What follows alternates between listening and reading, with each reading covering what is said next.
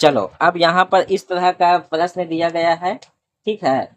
अब इसका मान निकालने के लिए बोल रहा है।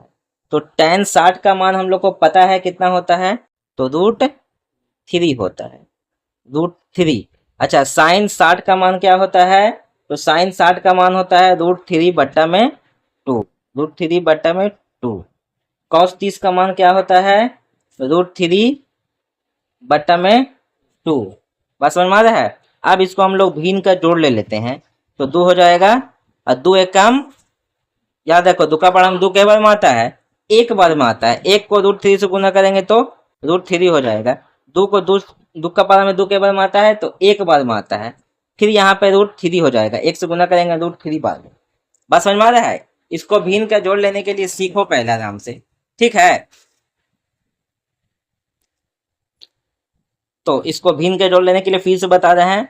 2 का पारा में 2 एक बार में आवेगा, जितना भी आवेगा उसको √3 से गुना करना है। एक आया है तो एक को √3 से गुना करेंगे तो खाली √3 हो जाएगा। यहाँ भी वही चीज हो जाएगा।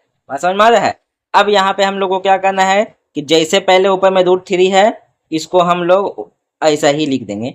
उसके बाद मेन निशान बट्टा का दे देते हैं।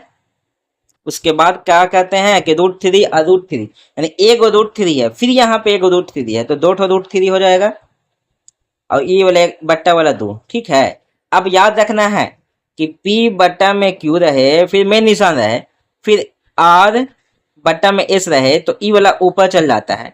P गुने S बटा Q गुने R, ऐसे हो जाता है, ठीक है। तो इसके नीचे भी एक छुपा हुआ है, तो ई ऊपर में चल जाएगा, √3 गुने 2, और ये वाला 2 √3 यहाँ चलावेगा, तो 2 से 2 कटा है, √3 से √3 कट गया, बचा काची एक, तो एक ही हो जाएगा हम लोग को आंसर। आ रहा बात समझ में। तो ये वाला भी मैथ उम्मीद करते हैं समझ में आ गया होगा।